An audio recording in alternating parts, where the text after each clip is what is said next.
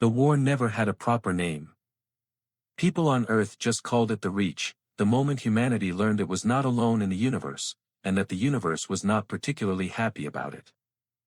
5 years after first contact, Earth had one seat at the Galactic Council. One ambassador. One chance to prove that humans were worth keeping around. And somehow, Private Ethan Cole ended up in the middle of it. He wasn't a hero. He wasn't a legend. He was 23 years old, barely 5 feet 9, with a medical file longer than most soldiers' service records. Asthma. A repaired knee. A history of stress fractures. The kind of soldier that drill sergeants pointed at when they wanted to explain what "not that" looked like. But Ethan had one thing nobody else did. He spoke Vale, the language of the Valori Empire, fluently. Not from a translator chip. Not from a language course. He had taught himself from intercepted transmissions over 3 years, sitting alone in his bunk, listening until the alien syllables started sounding like music. That was the only reason he was here, standing in the hangar of the GCS Horizon, watching a silver Valori shuttle descend through the landing bay doors like a falling star. The diplomatic mission was simple, in theory: escort the Valori princess to the peace summit on neutral station Kale 7. Keep her safe. Don't start a war. Simple. Ethan adjusted the collar of his dress uniform and watched the shuttle touch down. Behind him, Commander James Holt leaned close and whispered, "Try not to trip over anything, Cole." The ramp lowered. And the princess stepped out. Her name was Ava Sareth Vaylor, third daughter of the Valori Emperor, chosen as the Empire's voice at the summit. She was tall, even by Valori standards. Her skin was a deep violet blue, like the color of the sky just before a storm breaks. Her hair was silver white, braided with thin gold wire that caught the light when she moved. Her eyes were amber, almost orange, and they moved slowly, deliberately, like someone who had never needed to rush because the world had always waited for her. She wore the formal armor of the Valori Royal Guard, though it looked more like art than protection. Black and gold, shaped perfectly to her frame, with a high collar that framed her face like a crown. She was, without question, the most intimidating person Ethan had ever seen. She looked at the human welcoming party the way someone might look at a collection of interesting rocks. Commander Holt stepped forward and introduced himself. The Valori princess's translator pendant, a small glowing disc at her throat, converted his words smoothly. She gave a short, formal nod. Then her amber eyes swept the row of soldiers, paused on Ethan, and narrowed slightly. Ethan was standing at the end of the line. He was the smallest person present. He had accidentally ironed a crease into the wrong part of his uniform. His shoes were slightly scuffed. The princess said something in Valori, very quietly, to her guard captain beside her. Ethan understood every word. She said, "They sent us a child. A small, soft child in an ill-fitting costume. Is this what Earth considers a soldier?" Her guard captain made a sound that was the Valori version of a suppressed laugh. Ethan kept his expression perfectly still. He had learned a long time ago that letting people see when their words had landed only gave them more ammunition. The Horizon was a United Earth vessel, fast, clean, and designed to impress. It had wide observation decks showing open star fields, conference rooms with walls that could project any planet in the known galaxy, and a crew of 300 who had been briefed extensively on Valori customs. The princess and her delegation were given the officer's deck. 6 Valori guards, 2 advisors, and 1 translator, a tall Valori woman named Sophia Proxy, her actual name was unpronounceable, she had chosen a human approximation, were assigned to her suite. Ethan's job was simple. He was the cultural liaison. If the princess needed something translated beyond what her pendant could handle, nuance, context, idiom, he was there. If a misunderstanding arose, he was there. If anyone needed to explain why humans did something a certain way, he was there. He was not a bodyguard. He was not an advisor. He was, in his own words, a very well-read dictionary. The first day was formal and cold.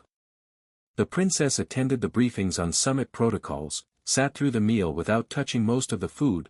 The Valori had specific dietary requirements that the kitchen had carefully prepared for, and retired to her quarters early. Ethan spent the day following 3 steps behind her delegation, answering questions from her advisors about human customs, and trying not to make eye contact with anyone who outranked him, which was nearly everyone. That evening, he found a quiet corner of the observation deck and sat with a small data pad, reviewing summit documents. He didn't hear her approach.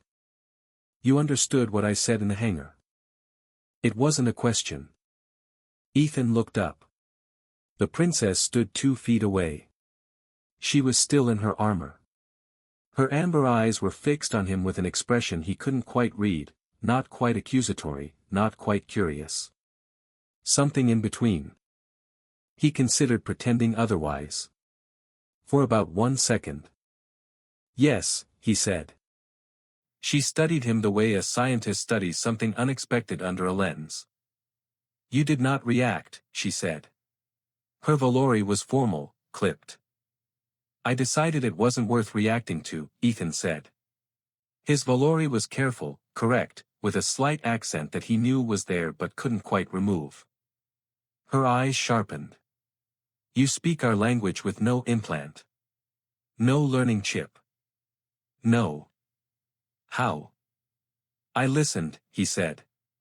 "For 3 years." She was quiet for a moment. The stars moved slowly outside the observation window, or the ship moved, and the stars just seemed to drift. "That is an unusual thing for a soldier to do," she said finally. "I'm an unusual soldier." It wasn't arrogance. It was just a fact, and both of them knew it. She tilted her head very slightly. "Why are you here, small human? You are clearly not chosen for strength or rank." "I'm here because I'm the only person aboard who doesn't need a machine to talk to you," Ethan said. She considered that. Then, without another word, she turned and walked back toward the corridor. At the doorway, she paused without turning around. "In Valori culture," she said, "a person who listens more than they speak is considered either very wise or very dangerous." She left. Ethan looked back out at the stars. He decided he would take that as something close to a compliment. The horizon was 3 days from neutral station Kale, 7 when the first problem arrived. It came in the form of a transmission, coded, brief, and very bad. Commander Holt called an emergency meeting that Ethan was technically not invited to, but attended anyway because Sophia Proxy, the Valori translator, insisted the princess's delegation had the right to a human liaison present. The message was from a faction called the Keth Covenant, a group of rogue Valori military commanders who had broken from the Empire 2 years earlier. They were against the peace summit. Against any alliance between the Valori Empire and Earth. The transmission had been sent to both the horizon and to the summit station. It said, simply, "The princess does not arrive. The summit does not begin." "A threat," said Commander Holt. "A promise," said the Valori Guard captain, whose name was Noah. He was broad-shouldered and stone-faced, and he had been watching the human crew with barely concealed contempt since the moment they boarded. "We have 3 days," said one of the human admirals over a calm screen. "We increase security, maintain course, and trust our defenses." The princess had been sitting at the edge of the table, very still, very quiet. She had the look of someone who had been told this news before, not this specific threat, but threats in general. The look of a person who had spent her life knowing she was a target. When the meeting ended, she was the last to leave. At the door, she looked at Ethan. "Just briefly. Does your commander understand what the Keth Covenant actually is?" she asked in Valori. "Probably not in full," Ethan admitted. "Then you will explain it to him," she said. "Tonight." It wasn't a request. Ethan went and found Commander Holt, and talked for 2 hours. The Keth Covenant was not just a rebel faction. That was what most human military intelligence had gotten wrong. They had categorized them as a splinter group, dangerous, but contained. Political extremists. What they actually were was something older and more frightening. They were purists. They believed that the Valori were the first and rightful rulers of this arm of the galaxy, and that any alliance with a younger species, especially humans, was a form of surrender. A corruption. To them, the princess wasn't just a diplomatic envoy. She was a symbol of everything they were willing to destroy. Commander Holt took this information seriously. He doubled the guard on the ship's exterior hull sensors, rerouted their course through a debris field that was harder for ships to track, and ordered all non-essential communication channels closed. Ethan watched all of this happen and felt a low, steady hum of worry that he had learned, over years, to keep entirely off his face. He went to the training bay that evening to run, one of the few physical activities he could do without aggravating his knee, and found the princess already there. She was doing something that looked, at first, like a slow and intricate dance. Arms extending, weight shifting, movements precise and deliberate. He recognized it after a moment, Valori martial training, the kind that was done without a partner, alone, in the quiet. She noticed him almost immediately. "You are not here to train," she said. "You do not have the body of someone who trains." "I run," he said, moving toward the far track. "Running is not training." "Running is about all my knee allows," he said simply, without embarrassment. She paused her movements. "You have an injury." "Old one." "Repaired, mostly." She watched him for a moment. "Yet they sent you on a diplomatic mission with physical threat risks." "They sent me because of what's in my head, not what's in my legs." She turned back to her movements. "That," she said, "is a very human way to think about value." He ran his 4 kilometers. She finished her practice. They were silent the entire time, two people existing in the same space without speaking, which was, in its own way, a kind of conversation. The next morning, she asked him something unexpected. They were in the corridor outside the dining hall, and she said it quietly, without preamble, in Valori, "What do humans want from this summit?" Ethan blinked. It felt like a test. Or maybe a genuine question. With her, he was still not sure which was which. "Peace," he said. "Trade. Maybe eventually technology exchange. Mostly, we want to stop being afraid of you." She looked at him sharply. "Afraid? You're 1,000 years ahead of us technologically. Your empire spans 40 star systems. We've been spacefaring for 60 years. Of course we're afraid." He paused. "Aren't you afraid of us?" "No," she said. "Why not?" "Because you are weak." He nodded slowly. "That's kind of the point," he said. "A species that's weak and afraid and still shows up to talk, that's not a threat. That's something you can work with." She was quiet for a long moment. "That is either wisdom or desperation," she said. "Can't it be both?" She walked away without answering. But he noticed that she didn't dismiss it, either. On the second day of travel, one of the Valori guards made a complaint to Commander Holt. The complaint was about Ethan. Specifically, Guard Captain Noah stated that Private Cole had been engaging the princess in unauthorized conversation and requested that he be restricted to communications duty only, meaning, he could be consulted, but he should not approach the princess directly. Commander Holt called Ethan in. "Were you having unauthorized conversations with the princess?" "She initiated them, sir." "That's not really the point." "With respect, sir, I think it kind of is the point." Ethan kept his voice even. "She's asking me things. Real questions, about human motivations, about what we want from this summit, about how we think. I'm answering honestly. That seems like exactly what I'm here to do." Holt studied him. He was a big, careful man, the kind of commander who thought in straight lines and didn't love when lines bent. Guard Captain Noah thinks you're building a personal relationship with her. With respect to the guard captain, Ethan said carefully, he might be right. And that might be the best thing that could happen for this summit. Holt was silent for a while. Don't push it, Cole. Yes, sir. He left. He didn't change anything. That afternoon, the princess found him again, this time near the observation deck, and asked him what the human concept of a fair fight meant and whether humans actually believed in it. He spent an hour explaining. She listened to every word. The question about fair fight had not been idle curiosity. He found that out the next day when she told him, quietly, what the Keth Covenant's second message had contained, the one sent only to the Valori delegation, which they had not shared with the human crew. The Covenant had issued a specific challenge. Not a military strike. A trial by single combat, an ancient Valori custom called the Kareth. One champion chosen by each side.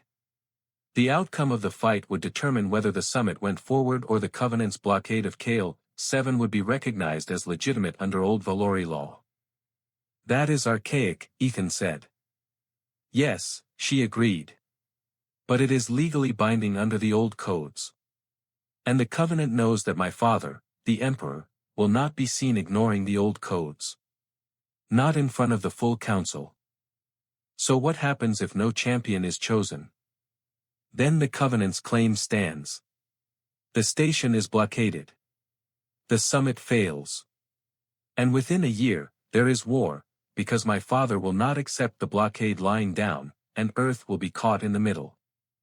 Ethan was quiet for a moment. Who fights for your side? That is what is being debated, she said. My guard captain believes he should. My father will want a royal champion.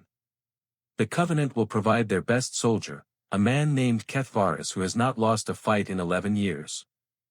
And if your champion loses? She looked at him steadily. Then I return home in defeat, the summit never happens, and your species spends the next decade wondering which side of the war to join. The stars outside the window looked very far away. The debate within the Valori delegation went on for most of that night. Ethan could hear raised voices through the walls. Valori arguments were loud and formal and involved a lot of repetition for emphasis. He lay on his bunk and stared at the ceiling and thought about losing. Not just the fight. The summit. The whole careful, fragile thing that people on Earth had worked toward for 5 years. He thought about the fact that he was, by every measurable standard, the weakest human on this ship. And he thought about whether that had ever really mattered, in the ways that counted. In the morning, he requested a private meeting with the princess. Guard Captain Noah denied the request. The princess overrode him. She met Ethan in a small side conference room, standing with her arms at her sides, still and formal. You have something to say. I want to volunteer as Earth's champion, Ethan said. The silence that followed was the loudest silence he had ever heard. Then she did something he didn't expect. She laughed. It was not kind. It was short and sharp and, underneath, genuinely confused. You, she said. Me. You have an injured knee. You are not a trained fighter. You are a translator. I know. Kethvaris would end you in 30 seconds. Maybe, Ethan said. But I'm not planning to fight him. Her laughter faded. Her amber eyes focused on him with a new kind of attention. Then explain, she said. The Kareth had rules. That was the thing everyone kept forgetting, or rather, the thing Kethvaris and the Covenant were counting on everyone forgetting, because the rules hadn't been invoked in over 200 years. Ethan had spent the night reading every piece of Valori law in the diplomatic database. There wasn't much. But there was enough. He explained it slowly, in Valori, watching her face. The Kareth was not simply a fight to the death or to submission. That was the modern assumption, the corrupt version that the Covenant was promoting. The original law required three things: a chosen champion, a chosen ground, and a declared purpose. The declared purpose wasn't, "We want to win." It was supposed to be a statement of what the fight was for, what you were willing to sacrifice for, what you believed was worth blood.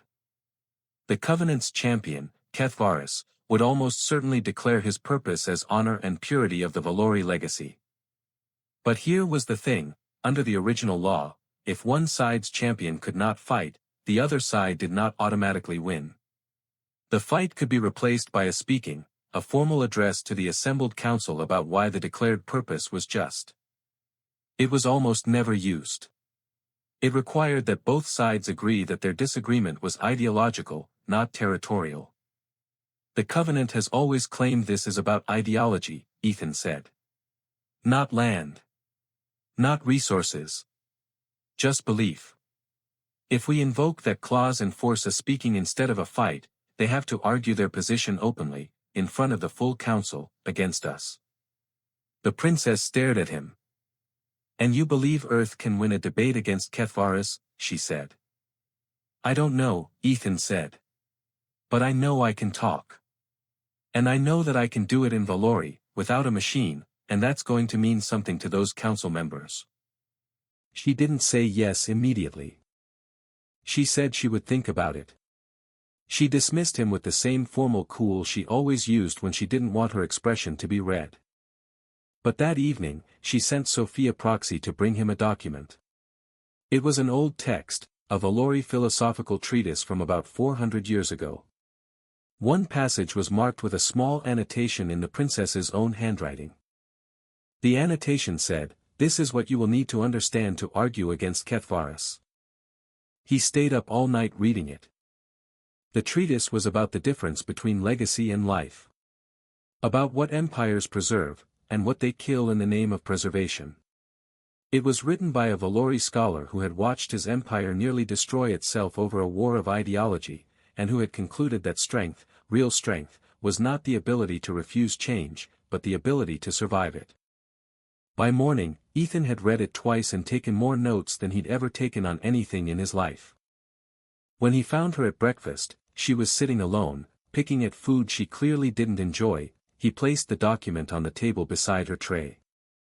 "I understand it," he said. She looked at him. "Which part?" "The part about what you're afraid the Covenant will do to your empire if they win." She went very still. "They won't destroy it with a war," Ethan said quietly. "They'll hollow it out. Replace everything living in it with the idea of what it used to be. Until there's nothing left except the memory of greatness, and no actual greatness at all." She looked at him for a long, unreadable moment. "Yes," she said quietly. "That is exactly it." From that point on, something shifted. It wasn't dramatic. It wasn't announced. But Guard Captain Noah stopped blocking Ethan's access. The princess's advisors started including him in briefings as something more than a translation tool. And the princess herself began to speak to him differently, less like she was testing an object, more like she was talking to a person. She taught him the formal mode of Valori argumentation. The way statements had to be structured before the council, the opening declaration, the three pillars of support, the closing challenge. She corrected his pronunciation on several words he had apparently been slightly mangling for 3 years, which he found both humbling and oddly satisfying. He taught her, in exchange, why humans argued the way they did. Why they relied on story as much as logic. Why an emotional appeal wasn't a weakness in human rhetoric, it was a strength, because humans trusted feelings as data. Feelings as data, she repeated once, like she was testing the weight of the phrase. Emotions aren't irrational, Ethan said. They're information.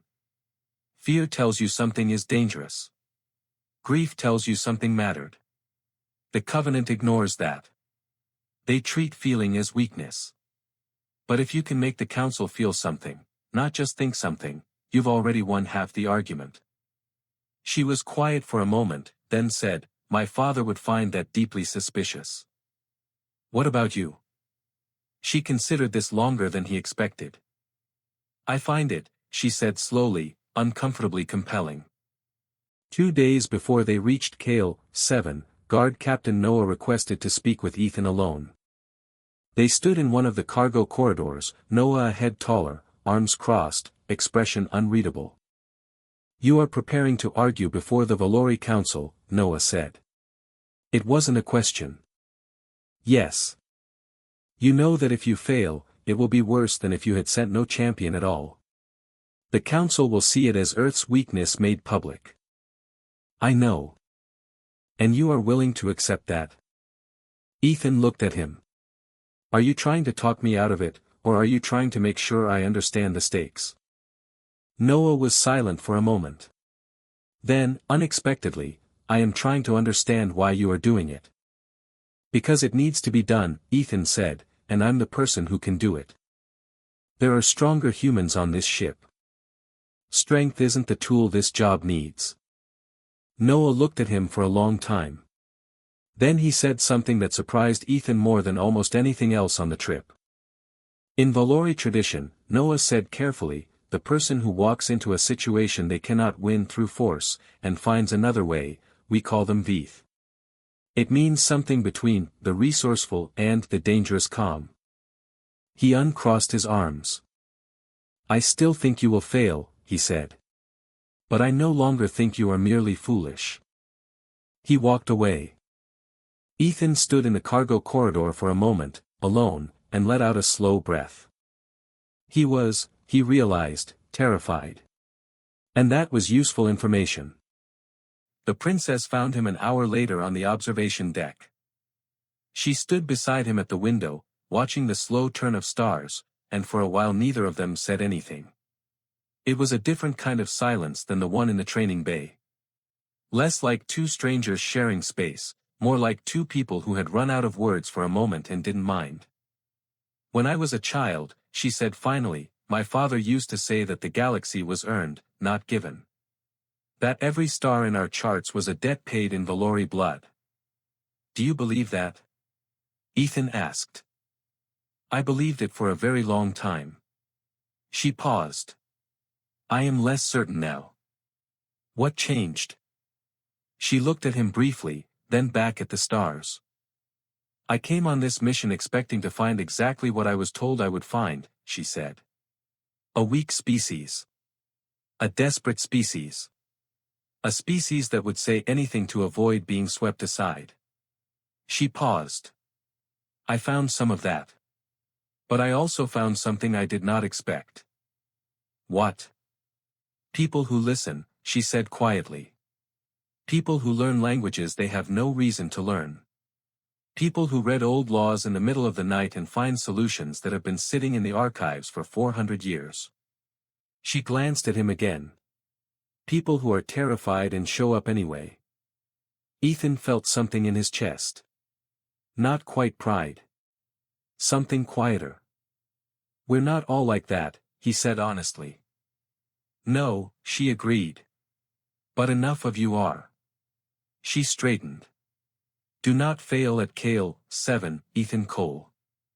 I find that I would be disappointed. It was, he thought, possibly the greatest thing anyone had ever said to him. They arrived at neutral station Kale 7 in the morning watch. It was massive, a constructed ring station orbiting a gas giant the color of burning copper. 100 ships from a dozen species were already docked. The summit was the most important political event in this region of the galaxy in 60 years, and everyone knew it. The Covenant had 3 warships positioned just outside the neutral zone. Visible. Deliberate. A reminder. The princess's delegation was greeted formally on the docking platform by the council moderator, an ancient, gray-skinned being from a species called the Tessari, who had served as neutral arbiters for centuries. The moderator acknowledged the Covenant's Kareth challenge with grave formality and asked whether Earth and the Valori Empire would be providing champions. Guard Captain Noah stepped forward. Earth's champion requests the right of Vale Kareth, he said, using the formal term for the speaking alternative. The moderator's eyes moved to Ethan. A ripple went through the crowd. Covenant representatives on the far side of the platform exchanged glances. Kethvaris himself, a tall, scarred Valori warrior, looked at Ethan with the expression of someone who has been told the wrong directions as a prank. This, Kethvaris said, loudly enough for everyone to hear, is Earth's champion. A child soldier in a wrinkled uniform. The crowd reaction was mixed, some laughter, some uncomfortable quiet. Ethan stepped forward. This is Earth's voice, he said, in clear, unaccented Valori. And I have something to say. The formal request for Vale Kareth had to be reviewed. It took 6 hours. Council archivists confirmed that the clause existed. Covenant lawyers argued it was no longer valid. Valori Empire lawyers, guided by documents the princess's advisors had been preparing since the transmission on the ship, argued that it was. The Tessari moderator ruled in favor of the speaking. Kethvaris was furious in the controlled, iron way of someone who knows they cannot show fury without losing ground. He accepted. He had no choice under the law he himself had invoked. The speaking would take place the following morning. Both champions would address the full council. The council would then deliberate and vote on whether the Covenant's blockade was legitimate. That night, Ethan didn't sleep. He sat at a small desk in his quarters on the station and looked at his notes. Not to memorize more facts. He knew the facts. He had been living in the facts for days. He was thinking about something the princess had said, feelings as data. He thought about what the council members were actually afraid of. Not war, specifically. Not even the Covenant. They were afraid of a galaxy that kept splitting into smaller and smaller factions, each claiming to be the true and rightful version of something old. They were tired of heritage weaponized as a reason to never change. He wasn't going to argue politics at them. He was going to tell them a story. A knock at the door. He opened it. The princess stood there alone, no guards, no advisors.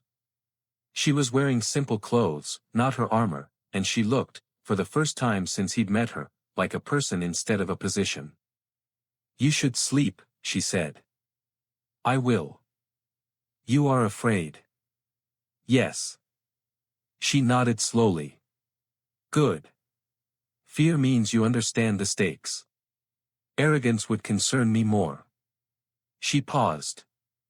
I came to tell you, regardless of outcome tomorrow, that you have already changed something. He waited. You changed how I see your species, she said. That is not a small thing. Even if tomorrow fails, that remains.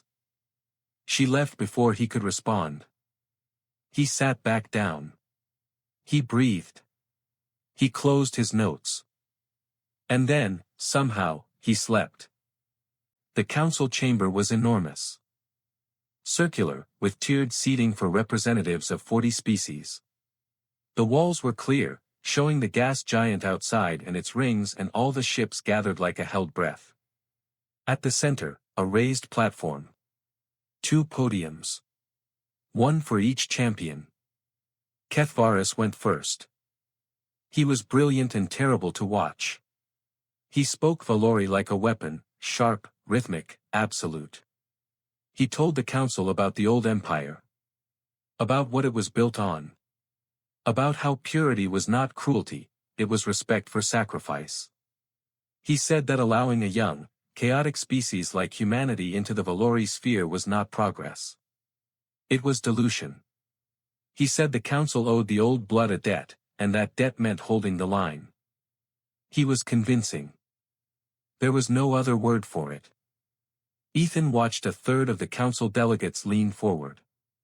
Watched the expressions on faces he had studied in his prep files, the species who respected tradition, the ones who feared change, the ones who had their own versions of this exact argument in their own histories. Kethvaris finished. The chamber was very quiet. And then the moderator said, Earth's voice will now speak. Ethan walked to the podium. He was, he knew, visually unimpressive. Small. Young. Not in armor. His uniform was straight this time, he had triple-checked, but it was still just a uniform. He looked out at the chamber. All those faces. All that history. He thought about a story. He began. He spoke in Valori. Not through a translator. Not with a chip. In the language itself, imperfect but real, the accent of someone who had learned it from transmissions alone.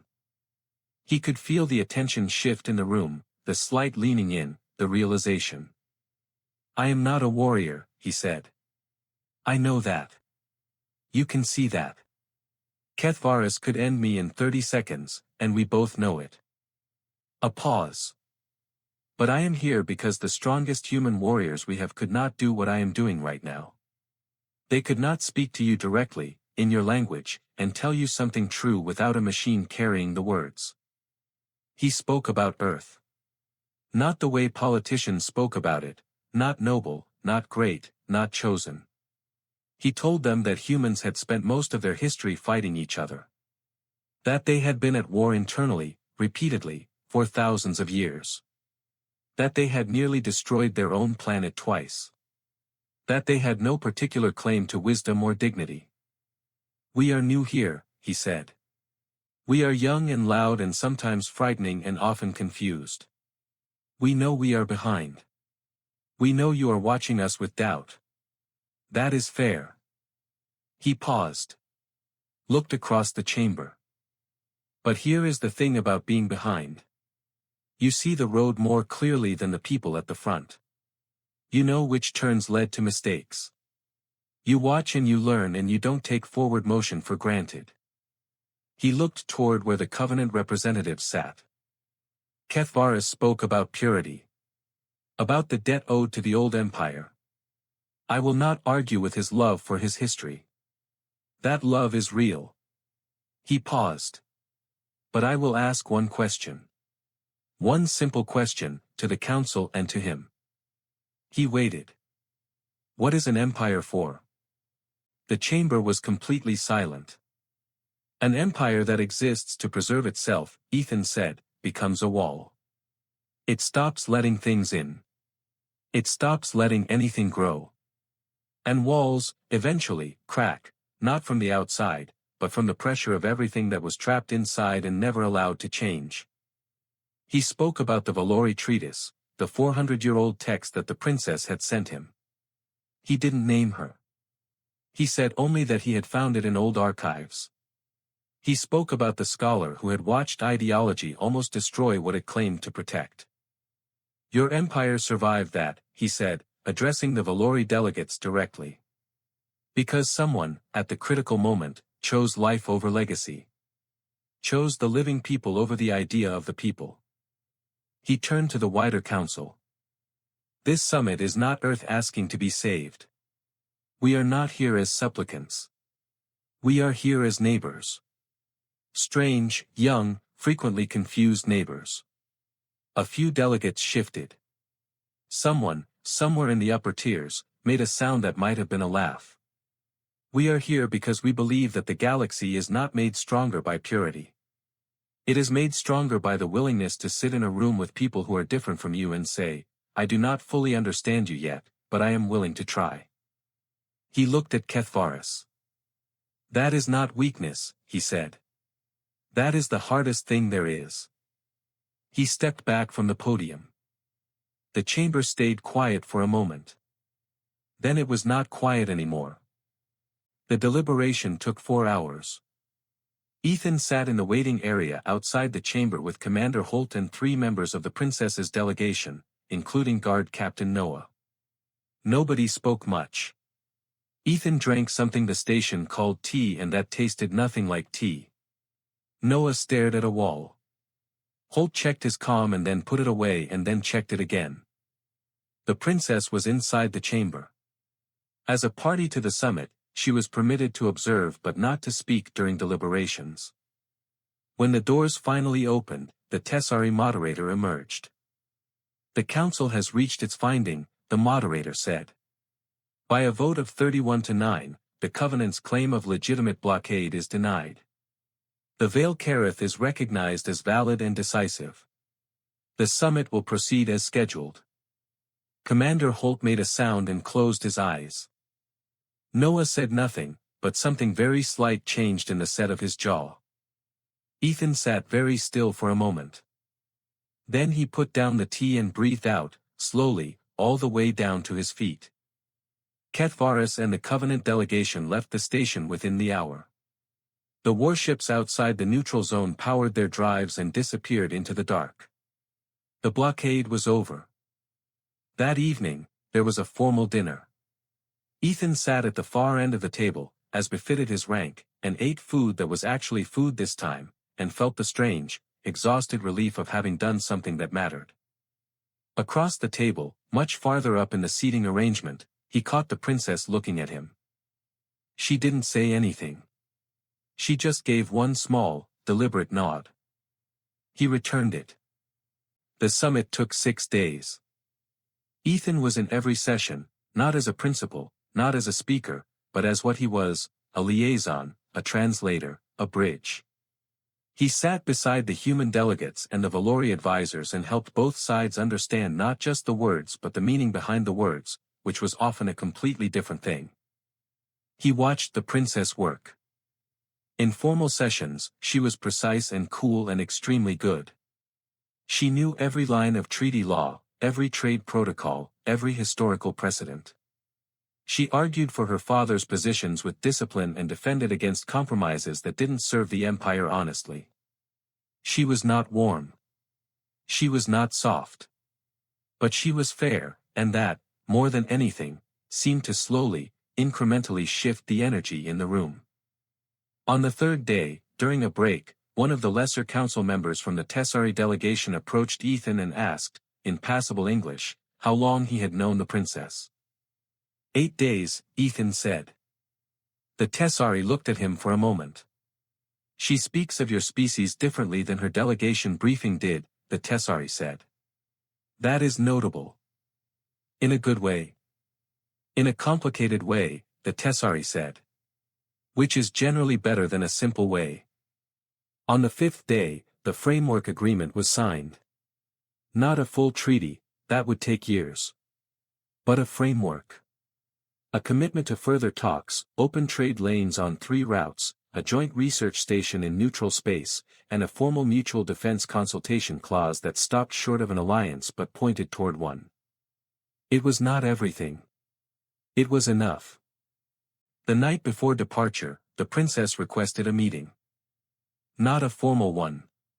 She found him on a viewing platform on the station's outer ring, a quiet place that looked directly out at the gas giant and its rings, copper and amber, slow and enormous and beautiful. You did not tell the council it was I who gave you the treatise, she said. It wasn't relevant to the argument. It would have made you seem more credible. Aligned with the empire. I didn't need credibility from association. I needed the argument to stand on its own. She was quiet for a moment. Guard Captain Noah wishes to offer you a Valori recognition, she said. A formal honor. It has no direct human equivalent. It means, roughly, that you are acknowledged as someone whose way of fighting is worth studying. Ethan looked at her. How does he feel about saying that? Something shifted at the corner of her mouth. Not quite a smile. Close to one. He is very unhappy about it, she said. But he is also honest. He insisted. Ethan looked back at the gas giant. I'll accept it. There is something else, she said. He waited. I have sent a recommendation to my father, she said. That Earth's cultural liaison be given official diplomatic recognition, not as a translator, but as an envoy. It would give you standing in future negotiations. A voice at the table, not behind it. He turned to look at her. You didn't have to do that. No, she agreed. I chose to. He thought about the first day. The hangar. The comment about the child in an ill-fitting costume. You thought I was useless, he said. Not accusatory. Just noting it. I thought you were irrelevant, she said, with the clean honesty he had come to expect from her. I was wrong. That is worth correcting. The ships were departing the next morning. The Valori delegation would return to the Empire. The human delegation would return to Earth. The framework agreement would go to both governments for ratification. And then the slow, careful, difficult work of building something lasting would begin. Ethan was packed and ready an hour before departure. He stood at the docking gate with his single bag, watching the station crews finish their work, and felt the particular hollowness that comes after something intense ends and the ordinary world reasserts itself. Commander Holt found him there. The princess's office filed a formal diplomatic request this morning, Holt said. He sounded like he wasn't sure how to feel about it. Requesting that Private Ethan Cole be assigned as Earth's permanent Valori liaison for the duration of the framework negotiation period. Ethan stared at him. You would be promoted. Technically it's a civilian diplomatic role, not military. But it's real standing. Real authority. Holt paused. I've already been told that Earth's diplomatic corps is inclined to accept. Is this what you think I should do? Ethan asked. Holt was quiet for a moment. Then, I think the most important thing that happened at this summit had nothing to do with lawyers or treaties. I think a kid who spent 3 years teaching himself an alien language so he could listen better than anyone else changed the direction of something enormous. So yes. I think you should do it. Ethan let out a slow breath. I'll take it, he said. Holt nodded. Good. Try not to trip over anything at the next summit. It was the kindest thing Holt had ever said to him. The departure gate was crowded. Ethan was moving through the crowd toward the Earth vessel when he heard his name, not his title, not his rank. Just his name. In Valori. He turned. The princess was standing a few feet away. Her delegation was already at their gate. She had stepped aside to wait for him. She was back in her formal armor, the gold and black and high collar, every inch the princess again. But her amber eyes were direct, and there was nothing in them of the contempt from the hangar 8 days ago. 8 days. It felt like a different lifetime. The framework will take 2 years to negotiate fully, she said. There will be many sessions. Many rooms like that chamber. Many moments where the wrong word sends everything sideways. I know, he said. You will need to keep learning, she said. There is much more Valori culture you do not know yet. I know that too. And the words you have been slightly mispronouncing for 3 years will need to be corrected properly. Not just noted. He laughed, a real, unguarded laugh. Are you offering to correct them? I am suggesting that a good liaison does not stop learning, she said. And I am suggesting that the best way to learn a language is from a native speaker who will not let errors go unchallenged. There was a moment, brief, quiet, hanging in the air between them like something fragile. I'll try not to embarrass you at the next session, Ethan said. You did not embarrass me at this one, she said simply. You surprised me. That is considerably harder to do. She turned to go. Ava, he said. She paused. He had never used her personal name before. Only her formal title. She didn't tell him not to. Thank you, he said. For the treatise. For the Valori lessons. For telling your father's people I was worth something. She looked at him over her shoulder. You told yourself that first, she said. I merely agreed. She walked back to her delegation. Her guard captain fell into step beside her. The delegation moved through their gate, and the door sealed behind them, and Ethan stood in the corridor of Neutral Station Kale 7 with his single bag and the sound of 100 different species moving around him. He looked out through the station's viewport. 2 ships, 1 human, 1 Valori, would leave this station and return to their separate systems. But they would return here. And somewhere in the years of careful, difficult work ahead, the framework would either hold or it wouldn't, not because of armies, not because of weapons, but because enough people on both sides had decided that listening was worth the effort. He picked up his bag.